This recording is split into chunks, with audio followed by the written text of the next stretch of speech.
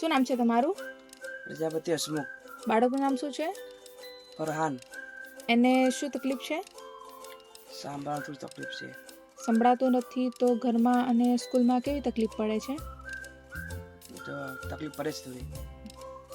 તમે એને બોલાવો ને.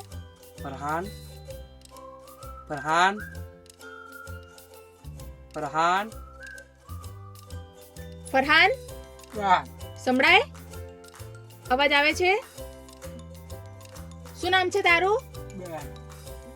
A B C D E F G H I J.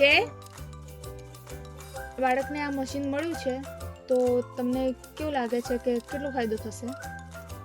ઘણો ફાયદો થશે. પહેલાંથી ઓછું એનાથી સારો સંભળાશે.